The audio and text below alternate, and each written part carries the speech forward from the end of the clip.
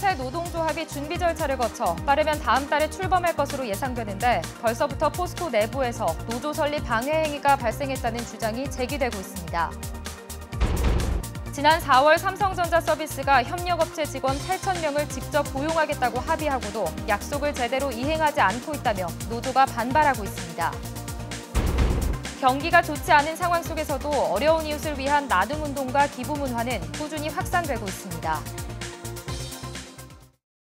여러분 안녕하십니까. 포스코 새 노동조합이 준비 절차를 거쳐 빠르면 다음 달에 출범할 것으로 보입니다. 조합 가입을 받고 있는 금속노조는 포스코사 측이 노조 설립을 방해하고 있다며 즉각 중단할 것을 촉구했습니다. 임재국 기자가 보도합니다. 포스코 50년 만에 새로운 노동조합 설립이 본격화되고 있습니다. 최근 일부 직원들이 준비위원회를 결성하고 출범 선언을 했고 금속노조를 통해 조합원 가입 신청을 받고 있습니다. 새로 만든 SNS 오픈 채팅방에는 1,400명이 넘었고 노동조합 설립과 향후 일정에 대한 논의가 이어지고 있습니다. 준비위원회는 노조 설립이 가시화되자 사측이 근무기간 확립 등의 이유로 정당한 노동행위를 직간접적으로 방해하고 있다고 주장합니다. 사회 SNS라든지 이런 활동을 자제할 것과 또 근무 중에 근무 기간 확립 이런 되지 않을 경우에는 즉시 인사조치를 하고 징계를 하겠다 이런 식으로 이제 저희 직원에게 메일을 보냈는데요. 이 자체가 벌써 부당노동 행위입니다. 노동 행위 자체가 정당한 거기 때문에. 조합원 가입을 받고 있는 금속노조는 노조 설립 과정은 헌법에 보장된 권리이며 민주적인 행위라며 포스코 사측이 부당 노동 행위를 즉각 중단할 것과 노동부의 관리 감독 강화를 촉구했습니다. 1대1 면담, 그다음에 또 대항 노조를 만들려는 등 그 부당 노동 행위가 계속 지속적으로 자행되고 있는데 이런 부분들은 묵과하지 않고 우리는 부당 노동 행위로 고소 고발을 할 예정입니다. 포스코 노조준비위원회는 앞으로 조합원 총회와 집행부 구성 등의 절차를 거쳐 빠르면 다음 달에 새 노조를 공식 출범시키고 본격적인 활동에 나설 예정입니다. 한편 변호사와 노무사 등으로 구성된 포스코 새 노조 법률 지원단도 새로 결성돼 노조 설립 지원에 나서기로 했습니다. MBC 뉴스 임재욱입니다. 포스코처럼 무노조 경영을 해온 삼성 관련 소식도 잇따라 전해드리겠습니다. 삼성전자는 지난 4월 노조 파괴 의혹으로 수사를 받던 중 협력업체 직원 8,000명의 직접 고용을 약속해 큰 주목을 받았습니다. 그런데 벌써 5개월이 지나도록 삼성 측의 약속이 제대로 지켜지지 않고 있다며 노조가 반발하고 있습니다. 양관희 기자가 보도합니다.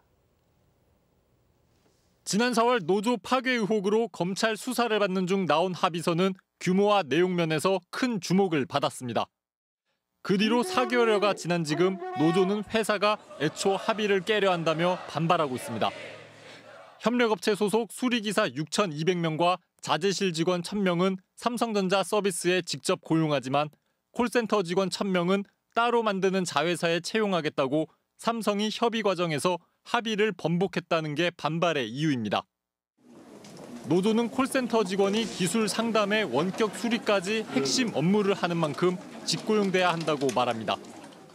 단순히 스케줄만 접수해주고 상담만 하는 그런 부분이 아니라 기술적인 것도 충분히 저희가 전달을 해주는 그런 중요한 업무를 하고 있는 거거든요.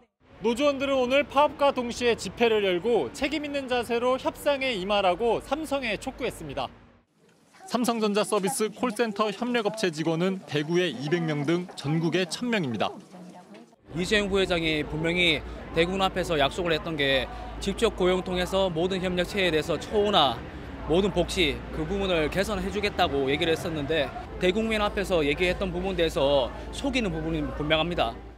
삼성이 노조 와해 의혹 수사와 이재용 삼성전자 부회장의 상고심 재판을 앞두고 보여주기식 합의를 했다는 소리가 노조와 시민단체 쪽에서 나오고 있습니다.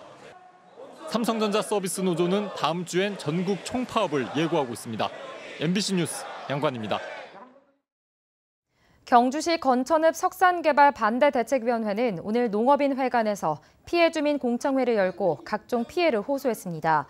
반대대책위원장은 송선리 석산개발로 주민들이 교통사고와 분진 등으로 생활에 불편을 겪고 있고 가축도 유산 등의 피해를 입었다고 주장했습니다. 권영국 변호사도 송선리 석산개발은 법적으로도 문제가 있다고 지적했습니다. 이에 대해 회사 측은 가축 피해 등은 일부 주민들의 일방적인 주장일 뿐이고 법적인 문제는 행정기관이 판단할 문제라고 밝혔습니다. 경기가 좋지 않은 상황 속에서도 어려운 이웃을 위한 기부 문화는 꾸준히 확산되고 있습니다. 지인은 물론 가족들도 함께 나눔 운동에 동참하는 사례도 늘어나는 추세입니다. 보도에 김철승 기자입니다. 아너소사이어티 경북 1호가 된 이상준 씨. 6년 뒤에는 아버지도 함께 이 모임 회원이 됐습니다.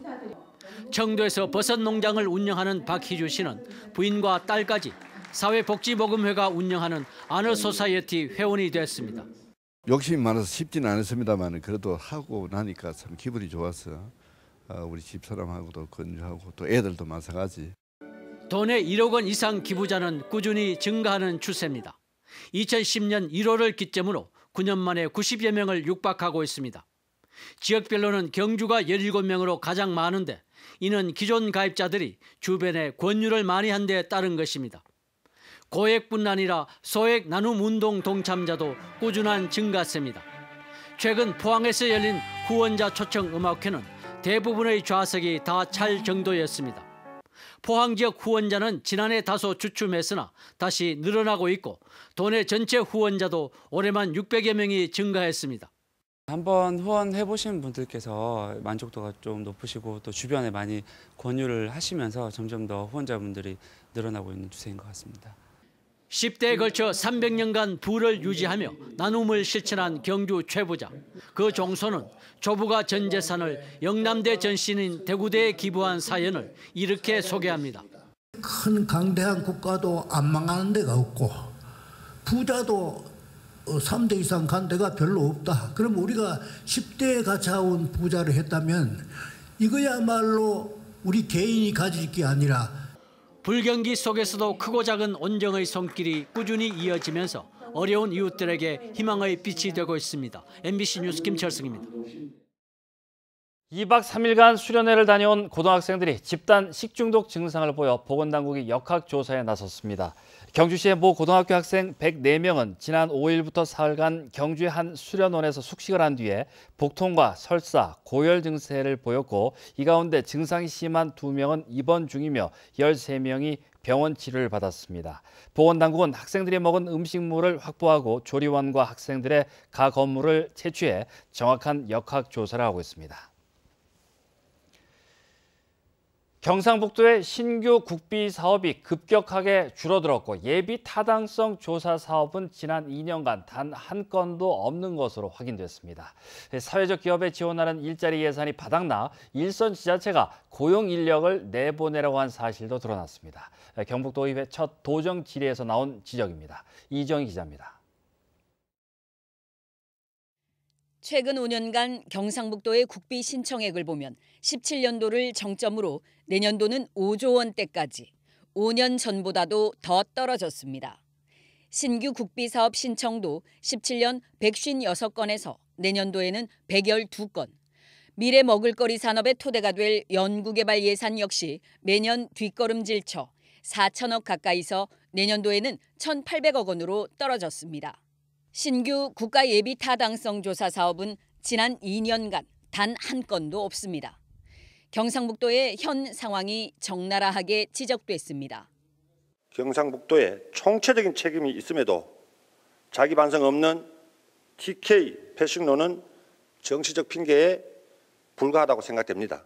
신규가 이렇게 반영이 안 됐고 예타가 통과 안 된 데에서는 우리가 많은 반성을 해야 됩니다. 내년에는 확실하게 지금부터 준비하자고 제가.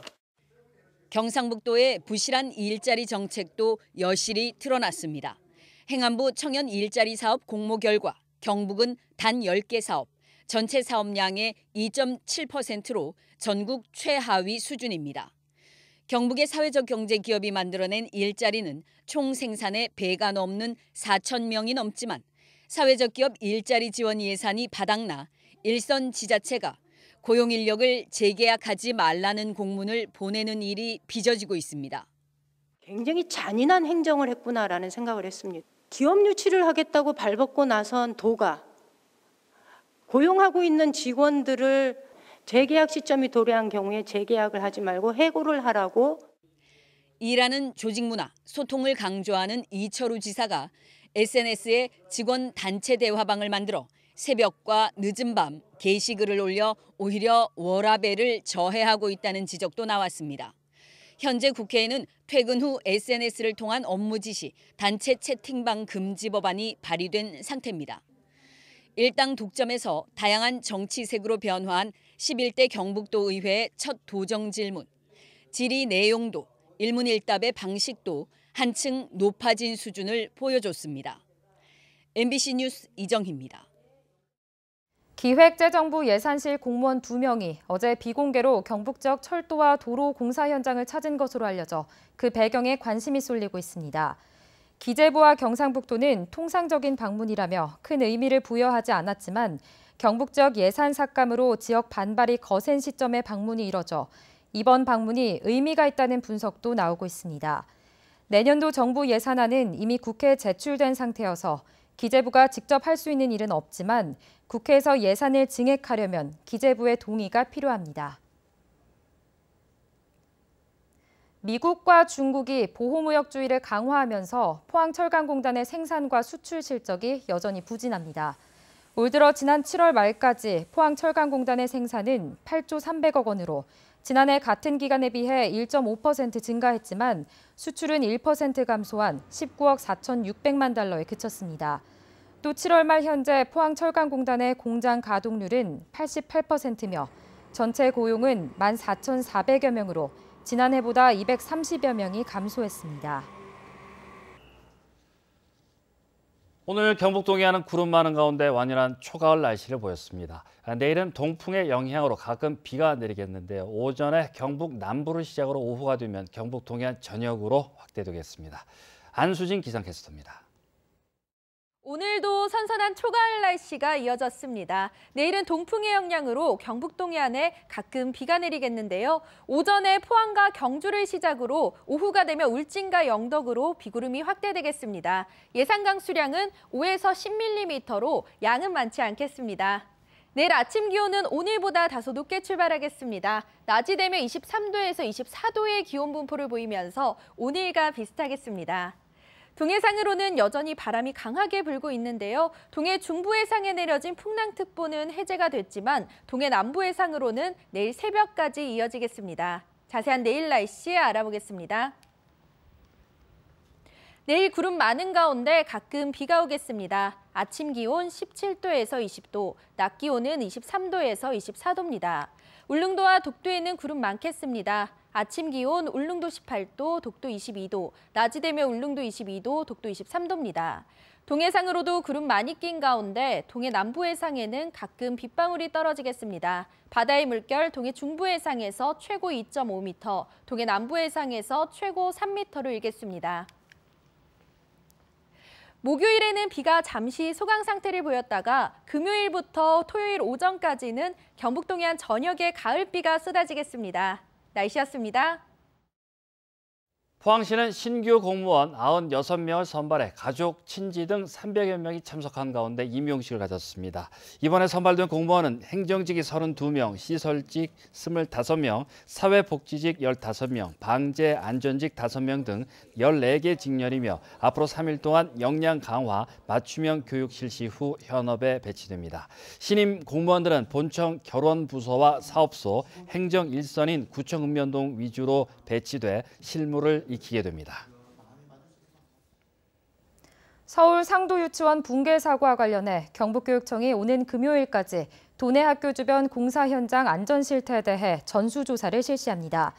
지난 3월 조사에선 학교 스쿨존 지역 안에 공사 현장 22곳을 점검했고 이 가운데 안전 펜스 미설치 등 2곳을 적발해 시정 조치했습니다.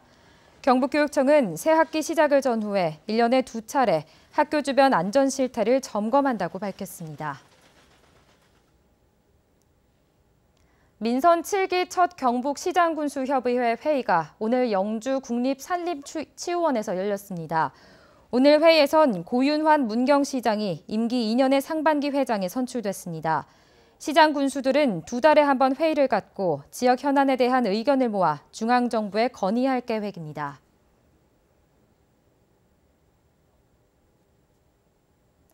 지방세 기본법 개정에 따라 납세자 권익 보호를 전담 처리할 납세자 보호관이 올해 안에 모든 지자체에 의무적으로 배치됩니다. 경상북도는 관련 조례를 제정하고 이달부터 납세자 보호관을 법무 담당관실에 배치했으며 안동, 문경, 포항 등 5개 시군도 이미 배치를 마쳤습니다. 납세자 보호관은 지방세 민원 처리와 세무 상담, 세무조사, 체납 처분 관련 권리 보호 요청 등의 업무를 담당합니다.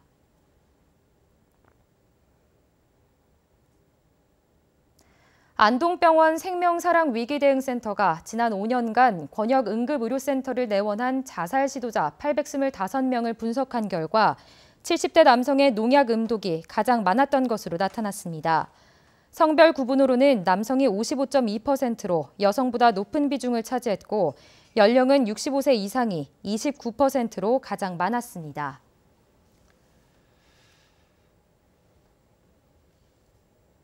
네, 이상으로 9월 11일 화요일 포항 MBC 뉴스데스크 마치겠습니다. 여러분 고맙습니다.